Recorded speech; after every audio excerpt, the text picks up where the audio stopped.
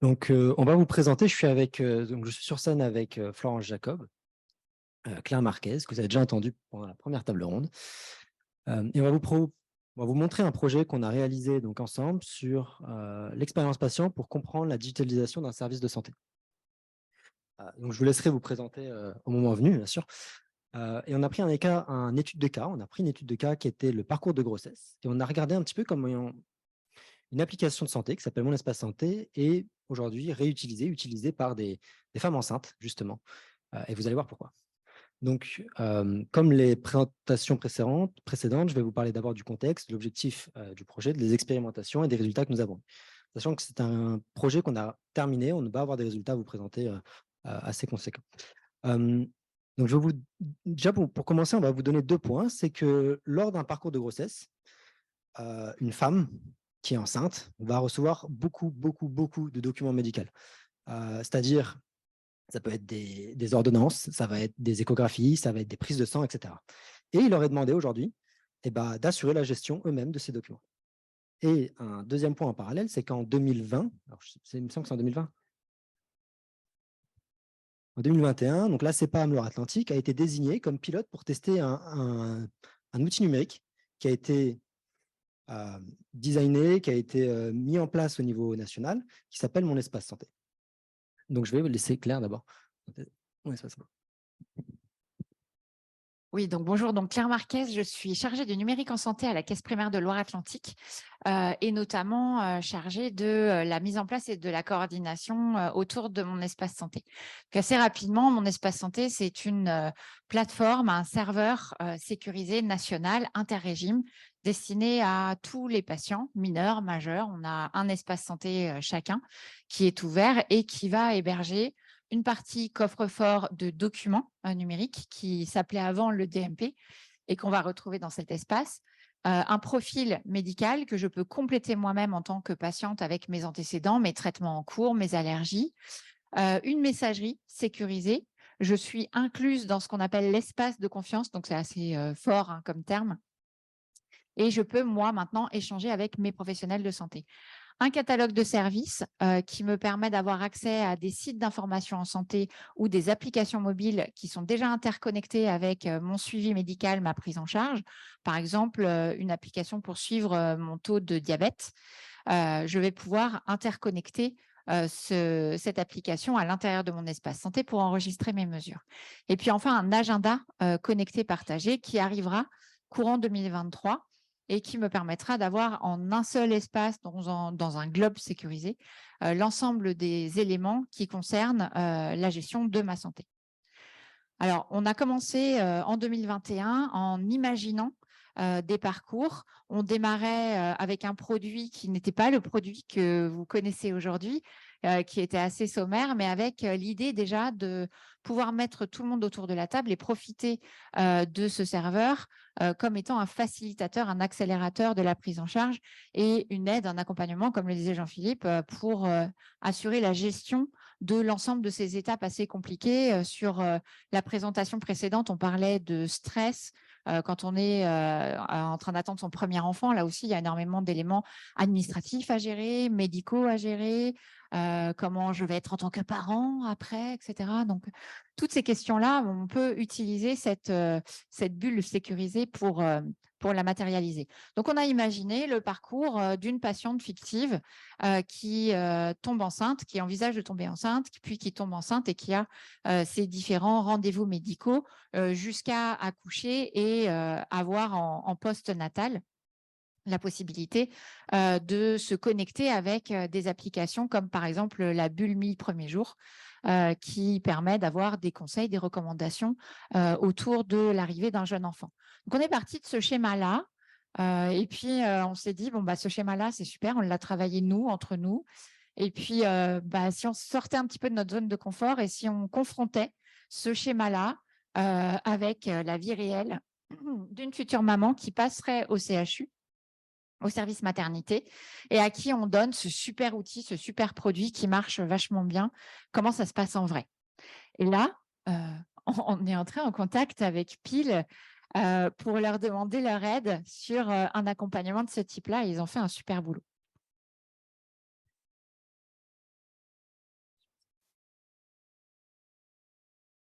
Alors, tu peux passer.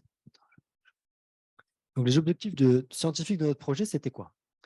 On voulait explorer un petit peu comment les femmes enceintes, durant leur parcours de grossesse, elles gèrent leurs documents de santé, c'est-à-dire comment elles les collectent, comment elles les stockent, comment elles les partagent, comment elles collaborent avec par exemple, les professionnels de santé.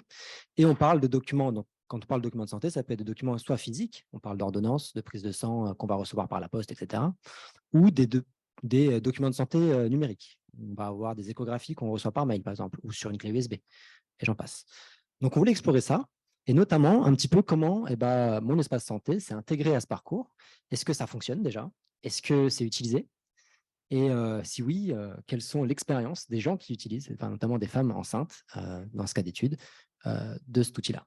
Alors, les particularités de cette étude, c'est que déjà, c'est que ces femmes-là ont été disposées à utiliser, enfin, elles sont disposées à utiliser cet outil numérique pour gérer leur grossesse. Elles ont été contactées par la CEPA, mais elles étaient d'accord pour ça.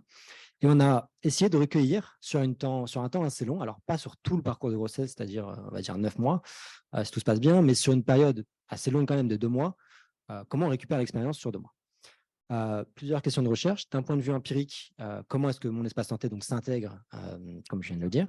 Et aussi une partie un peu plus design, orientée conception, c'est dans quelle mesure est-ce qu'il est possible de mobiliser des expériences de patients pour analyser les problèmes, de mon espace santé, en fait, ses usages et comment est-ce qu'on peut utiliser ça pour concevoir, redéployer, reconcevoir, mon espace santé? Alors, pour faire ça, on va avoir, 2 prismes que Florence va nous présenter. Bonjour à tous, je vais quand même me présenter, je ne sais pas si tout le monde me connaît, Florence Jacob, je suis maître de conférence à l'IAE de Nantes et je travaille particulièrement sur le management d'expériences de service et de plus en plus sur des managements de services publics et donc là de santé. Alors, en fait, en 2013, la recherche, en particulier en management de la santé, s'est posé la question de comment, voyant que beaucoup de services se digitalisaient et qu'on avait des mouvements de changement de service et de modification, de redesign de services, comment on pouvait réfléchir de façon théorique à ces modifications. Et donc, en recherche, s'est créé un nouveau courant de recherche qui vise en particulier dans la création de services à intégrer beaucoup plus le co-design avec des patients et se poser la question, et des personnes, et ici pour nous des patients, et comment on peut beaucoup plus se prendre en compte la valeur qu'on apporte aux personnes et en particulier la valeur liée au bien-être. Donc c'est pour ça que ce courant il a été très vite intégré en management de la santé, puisque on s'intéressait au bien-être donc des patients, mais aussi plus généralement, il y a des travaux sur les aidants, les familles, etc. Et donc, pour ça, on utilise deux grandes notions qui sont la valeur dans l'usage et la valeur dans l'échange. Alors, la valeur dans l'usage, en fait, c'est une valeur assez classique qu'on retrouve aussi beaucoup en design.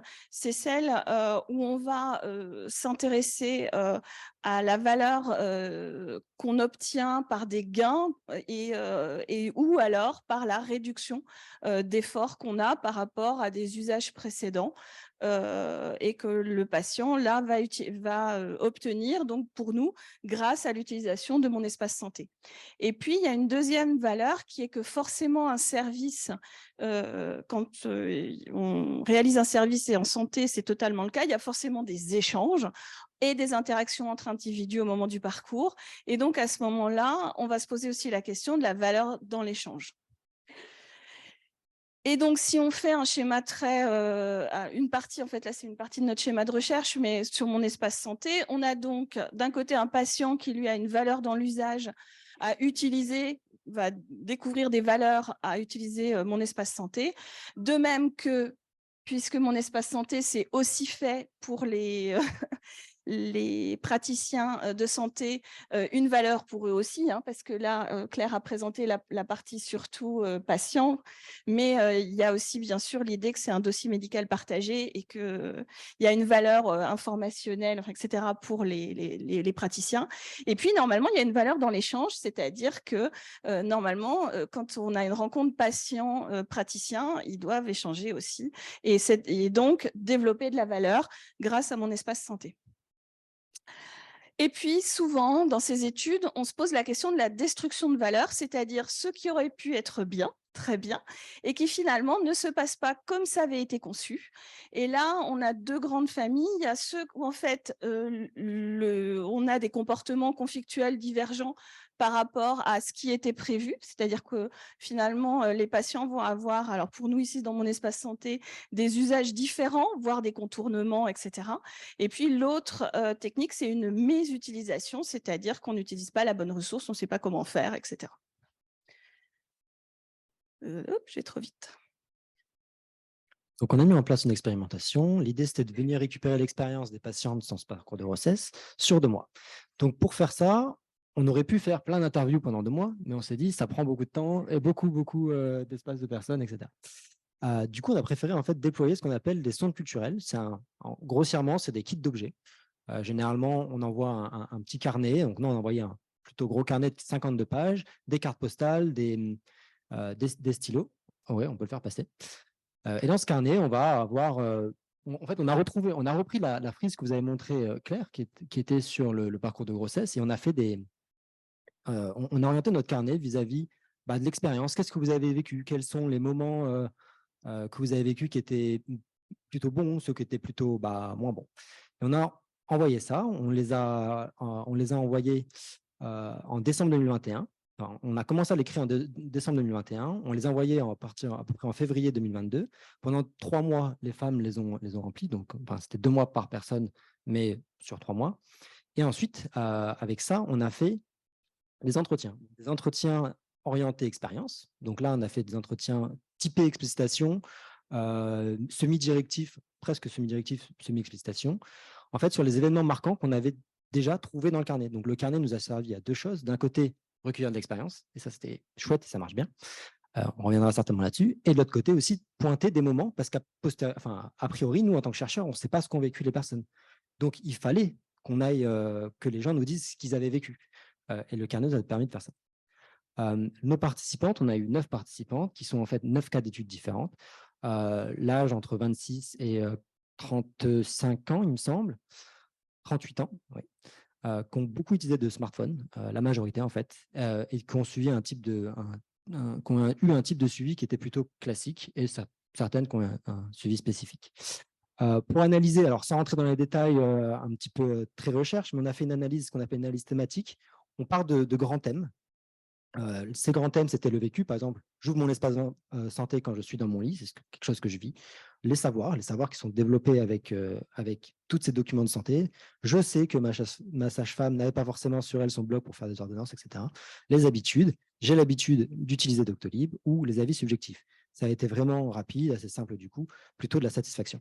Et donc, on a analysé à la fois les carnets et les interviews selon ces prismes-là. Et après les carnets, on a créé une frise chronologique qui nous a permis en fait de retracer pour chaque participante, de manière assez synthétique et visuelle, les moments du carnet et les moments des interviews. Et en fait, ça nous permet d'avoir un moyen assez visuel pour comparer en fait le vécu des différentes femmes. Merci Elisa pour cette frise-là. Comme résultat, alors, je laisse Florence. Alors, on va commencer en fait dans le carnet. Alors, on a interrogé quand même peu de femmes, donc on n'a pas de représentation quantitative et statistique, mais on leur avait posé des questions pour avoir, et pour ça, on a utilisé des questions dans des échelles classiques qu'on retrouve en système d'information pour savoir si finalement comment elles voyaient mon espace santé et comment se passait leur utilisation. Donc, le questionnaire, il était dans le carnet. Et donc, on s'aperçoit de 2 choses. Premièrement, Premièrement, finalement, donc, tout ce qui est en vert montre que finalement, mon espace santé, je vous laisse regarder, hein, techniquement, ne pose pas de problème. Elles n'ont pas trouvé que c'était compliqué à utiliser. Elles n'ont pas trouvé que c'était frustrant, etc. Donc, si on reprend ces questionnaires, c'est trop, voilà. c'est facile d'utilisation et l'application mobile, alors on a eu de la chance, hein, elle est sortie juste au moment où on a lancé nos carnets. Ça a été complètement plébiscité. Et puis, on s'est aperçu aussi que finalement, il n'y avait aucun problème d'affordance, aucun problème d'utilisation et que la femme enceinte n'avait pas besoin de ce que nous, on appelle des ressources, c'est-à-dire d'utiliser des ressources cognitives supplémentaires, aller rechercher des infos ailleurs. En fait, c'était vraiment intuitif. Et puis, le potentiel d'origine de mon espace santé, puisque quand la CEPAM recrutait les femmes enceintes, ils présentaient. Et donc, le potentiel, lui, était aussi très bien mesuré.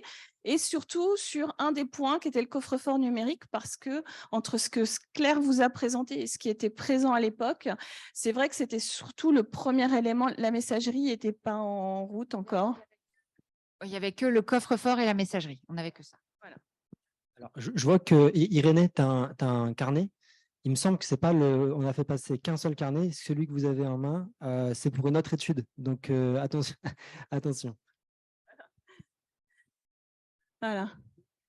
Le petit est le bon, le grand est pour une autre étude. Mais notre design, nous avons un design pour pile. Et donc, tout est designé pareil. Voilà. Et donc, il y a bien sûr, et c'est une plateforme récente, donc des améliorations techniques, mais ça nous posait pas de problème. Deuxième chose, par contre, donc là c'est en rouge, on s'est aperçu que déjà dans la valeur dans l'usage, eh bien les choses étaient plus compliquées parce que finalement il n'y avait pas véritablement de développement de valeur dans l'usage. Est-ce que ça donne un plus grand contrôle à ma grossesse? Ben non. Est-ce que ça me la facilite? Ben non. Est-ce que j'ai l'intention d'utiliser, ça attire mon attention sur les aspects essentiels? Non plus. Donc, et j'aime utiliser, ben non. Donc, finalement, c'était une expérience attendue, ce qu'on appelle une expérience attendue qui était intéressante et en vécu, bam, c'est le drame. Alors, on a essayé de comprendre pourquoi. Et donc là, en fait, on a cette fameuse destruction de valeur. Voilà, il existe une véritable culture de la vie sur papier au cours de la grossesse. Ce qui est attendu est de rassembler tous les rapports toujours imprimés sur vous. C'est-à-dire que les professionnels, actuellement, ils attendent du papier, à la limite du Google Drive, si vraiment on est à notre maximum. Donc, il y a d'un côté une valeur espérée. Hein, je me suis d'abord connectée. Et puis, voilà, on a notre première... personne interrogée, voilà, elle a tout téléchargé, elle a raconté ça, c'est terrible, elle dit qu'elle a tout fait, qu'elle a passé des heures à mettre dans la machine, et en fait, personne n'a jamais voulu voir ces documents. On lui disait, non, vous les avez imprimés en papier? Donc, il y a eu quand même énormément de frustration créée.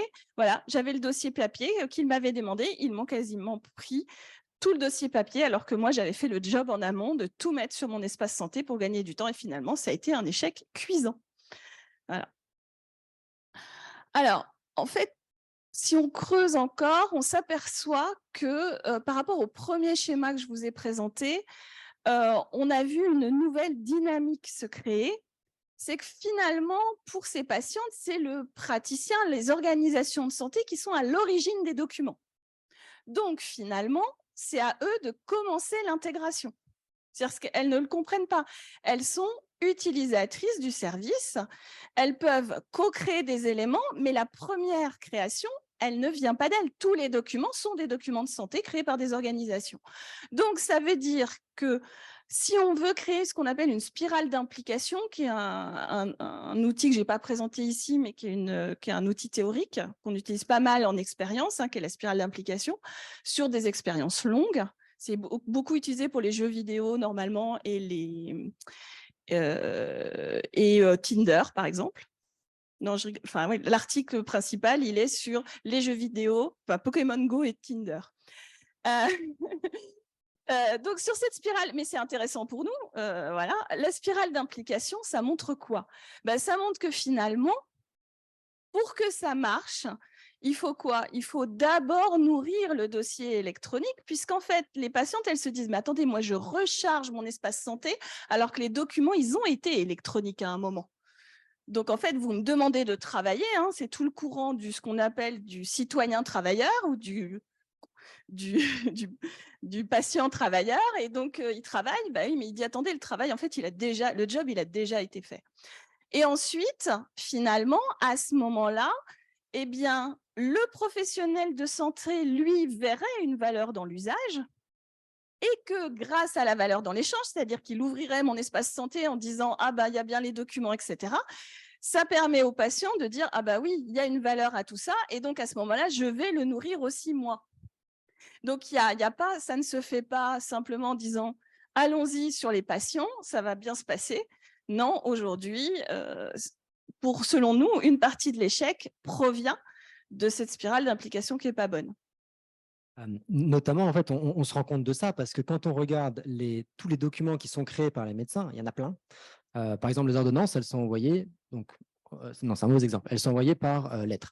Mais tout ce qui est prise de sang, aujourd'hui, c'est envoyé sur un serveur web, généralement du labo.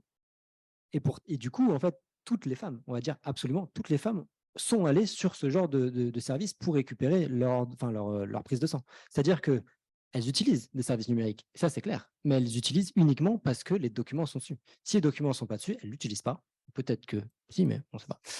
Et si elles sont dessus, eh ben, elles utilisent celui-là et elles utiliseront celui sur lequel les documents sont. Donc, c'est aux praticiens, et ça c'est ce qu'on vient de vous expliquer, pour nous de commencer l'intégration. Et là derrière, il y a tout un des problèmes d'écosystème aujourd'hui, d'éditeurs et de branchement de bases de données et d'EDI, hein, d'échange de données informatisées. On pense que le coffre-fort numérique, c'est vraiment important parce que ces patientes, elles nous ont dit c'est sur Google Drive, on m'écrit sur Gmail, enfin c'est Google tout ça et c'est vraiment pas terrible. Donc, cette volonté étatique, elle est bien vécue par ces femmes.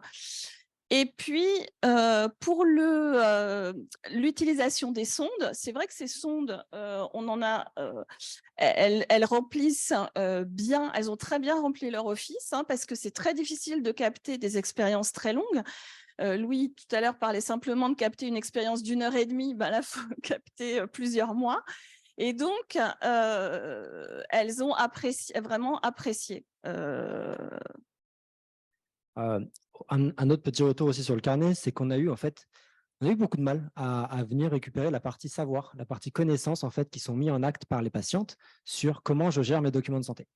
Alors, je pense que ça vient, il faudrait qu'on aille voir nos données, mais ça vient, on a regardé nos données, mais ça vient surtout du fait que c'est difficile à venir recueillir en fait par des questionnaires, par de l'écrit, parce que c'est des connaissances qu'on dit en acte, c'est des choses que les gens font, mais ils n'ont pas forcément connaissance qu'ils font ça.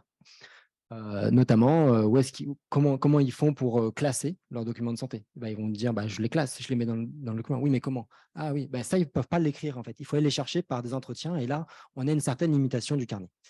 Peut-être un point de limitation aussi, c'est que le carnet, aujourd'hui, il a poussé les gens à utiliser mon espace santé. C'est que vu qu'on avait des pages du carnet qui étaient en relation avec mon espace santé, elles se disaient, ah oui, c'est vrai, ça existe, voyons si ça a changé. Bon, ça a changé ou pas, mais le carnet faisait en sorte qu'elles utilisaient un peu plus mon espace santé. Tant mieux pour nous, et en même temps, tant pis.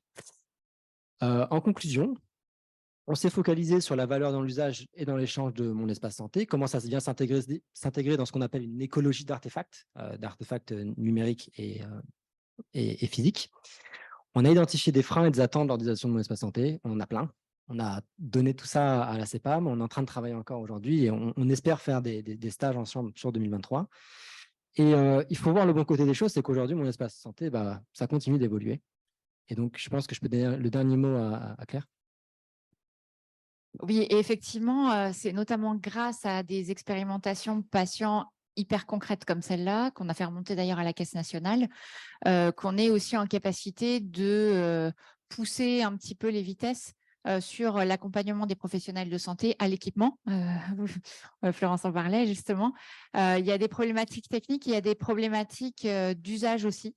Aujourd'hui, quasiment tous les professionnels de santé ont une messagerie sécurisée de santé, mais ne l'utilisent pas, ne savent pas l'utiliser, ne voient pas trop en fait l'utilité ou les situations dans lesquelles on aurait une valeur ajoutée. Donc, on a un accompagnement à formaliser par rapport à ça. Le point de vigilance qu'on a tiré de cette expérimentation, c'est n'allons pas trop vite non plus. On parlait tout à l'heure de patience. La patience, on la retrouve exactement là. C'est oui, on aurait tous envie, là, nous, en assurance maladie, de mettre en place plein de parcours d'usage avec plein de patients différents, etc. La précipitation ne sera pas favorable dans cette dynamique-là. Et il faut vraiment qu'on avance à partir du moment où on sait que les outils sont présents et que les professionnels de santé avec lesquels on va travailler sont dans le même partage que les patients et que l'assurance maladie. Donc, ça nous a permis de ralentir un petit peu la dynamique qu'on avait enclenchée. Et au contraire, c'est un petit peu ce qu'on abordait ce matin, de conforter notamment ce parcours maternité qu'on va retravailler. On va faire un parcours maternité bis prenant en compte ces éléments-là, en partageant justement ce retour d'expérience pour pouvoir reconstruire à nouveau et probablement repartir dans cette boucle perpétuelle. Voilà. Merci.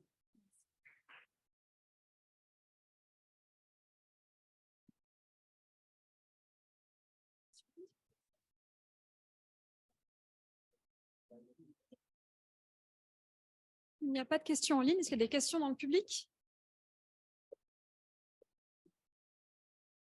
Oui, Pascal. C'est ça que je vais revenir. Mais merci beaucoup, parce que je trouve que c'est une très, très, très belle présentation, puis une belle expérimentation que vous avez faite là. Et puis, ça a vraiment un apport direct auprès de la population. Si c'était à refaire, comment vous y reprendriez pour encore mieux prendre en considération la voix des femmes qui vivent un parcours de grossesse sur 9 mois?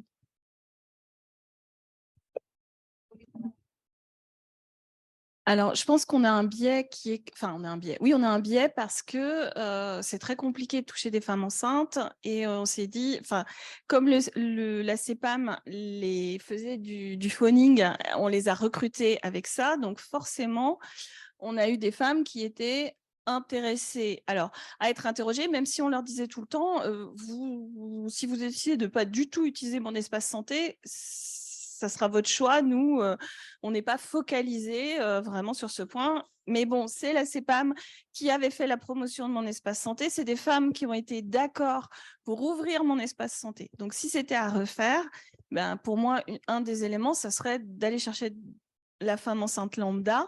Après, c'est très compliqué. On court après le temps. On ne les découvre. Elles sont quasiment à 4 mois.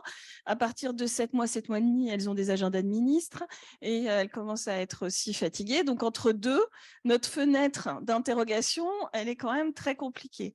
Donc, peut-être aussi changer. On s'est posé aussi la question d'aller voir des patients en affection longue durée, en ALD. Je pense que si c'était à refaire, vu que j'ai déjà fait ça, je ne la referai pas.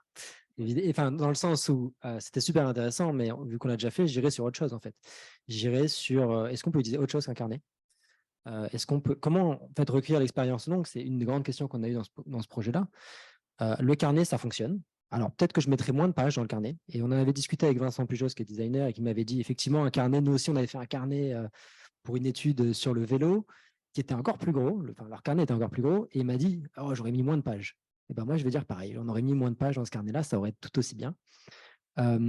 Et j'ai pas vraiment de réponse, mais plutôt comment est-ce qu'on fait pour aller chercher l'expérience longue avec autre chose qu'un carnet? Et ben je ne sais pas. J'ai des idées, mais je peux vous reposer la question à vous. Il y a les techniques, pour les expériences longues aujourd'hui, la plupart du temps, on utilise des techniques d'incident critique. Voilà. Non, ça peut être aussi des techniques où on a des carnets, mais les gens notent ce qu'ils appellent. Enfin, alors la traduction française, elle est mauvaise. Hein. Incident, c'est pas critique, c'est des éléments où on a des charges émotionnelles positives ou négatives. Et à ce moment-là, les gens vont noter. Une sorte de récit. Là, on est plus dans la logique quasiment du récit de vie. Et après, derrière, il y a des systèmes de cotation, etc. Et sur 2 projets hors santé, on a testé des sondes, des sortes de sondes culturelles numériques, c'est-à-dire qu'un canal d'échange par texto ou WhatsApp, et qui envoyait régulièrement vers des petits questionnaires très simples, mais qui s'apparentaient à ce qu'on avait dans les carnets, voilà, et qui permet d'aller capter des moments de vie, notamment des routines qui sont importantes, parce que ça, c'est difficile d'avoir ça en entretien derrière, ou de comprendre des critères de choix sur des… Alors là, c'était sur les transports, notamment le matin, est-ce que je choisis de prendre le vélo ou la voiture? Qu'est-ce qui fait que, voilà, entre la météo, mes bagages et ça, ça, on arrive à l'avoir par ce type de méthode. Et puis, alors, toujours avec WhatsApp, on a monté un groupe WhatsApp. Et ce groupe-là, on l'avait monté simplement pour, au début, capter sur un temps très court de 15 jours des retours. Un an après, le groupe il est toujours actif. Et on reçoit encore des retours avec des photos, avec voilà. Et il y a une vraie communauté qui s'est créée, voilà, qui reste là. Alors, c'est un peu épuré à un moment, mais il y a des gens, de nouvelles personnes intéressées qui sont revenues dessus. Et ça crée un lien assez durable. Et du coup, on ne la débranche pas parce qu'on voit que ça sert voilà, à des personnes. Alors, nous, côté assurance maladie, effectivement, on en parlait, on est arrivé à un moment où le produit arrivait. Il a évolué depuis, il va encore évoluer. Donc, c'est déjà ça. C'est-à-dire que si on le refait aujourd'hui, on ne sera pas sur la même chose. On a effectivement fait du filtrage plutôt favorable au début et on est sur une situation de santé qui forcément sera de courte durée parce que délibérément, on avait exclu aussi, nous, de nos paramétrages, les femmes enceintes au premier trimestre. On souhaitait éviter en fait des prises de contact avec des grossesses à risque éventuellement. Donc, on était parti délibérément sur les femmes enceintes au 2e et au 3e trimestre de grossesse. Et forcément, le temps d'entamer la dynamique, de faire le recrutement, on a déjà pas mal avancé et on ne peut pas décemment demander aux femmes enceintes de retenir leur bébé. Ça ne se fait pas. J'en ai eu 3 mois, non, ce n'est pas possible. Donc, c'est un petit peu cette situation particulière. En revanche, sur d'autres situations, on parlait d'ALD tout à l'heure, hein, Jean-Philippe en parlait. Effectivement, nous, on travaille aussi beaucoup avec des centres de dialyse. Typiquement, des patients dialysés avec leur partage d'expérience. Je suis allée faire une présentation de mon espace santé à l'association France Rhin avec des retours d'expérimentation extrêmement intéressants. Oui, moi, ils sont bien gentils, mais quand je vais faire ma dialyse, ils me proposent une collation sucrée. Je suis diabétique en plus d'être dialysée. Donc là, franchement, en termes d'expérience patient, ça ne va pas du tout, quoi. Voilà, ce type d'expérience, comment est-ce que moi, je peux mettre un peu de mon espace santé dedans pour me faciliter la vie, donner mes informations et débrouillez-vous en fait sur la prise en charge. Je fais mon job de patient. Je vous donne les informations que vous ne pouvez pas avoir et pour le reste, et on est tout à fait d'accord là-dessus, c'est au professionnel de santé qui est à l'origine d'un document d'aller le déposer à l'intérieur de cet espace sécurisé. Moi, mon job, c'est un job de complémentarité sur ce qui n'a pas encore été ajouté. Mais là, c'est vraiment ça. Donc, c'est pour ça qu'en fonction du temps qui va avancer, on aura aussi des expériences très différentes. On a notamment une demande de la part du CHU de travailler sur la néonatologie. On est sur l'étape juste après. L'accouchement se passe de telle façon que le bébé se retrouve en néonatologie.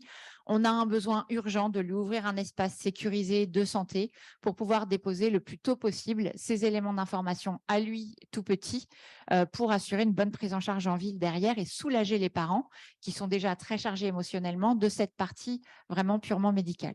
Donc, c'est de la construction perpétuelle et en fait, on ne pourrait jamais refaire parce que ce serait complètement quelque chose de différent.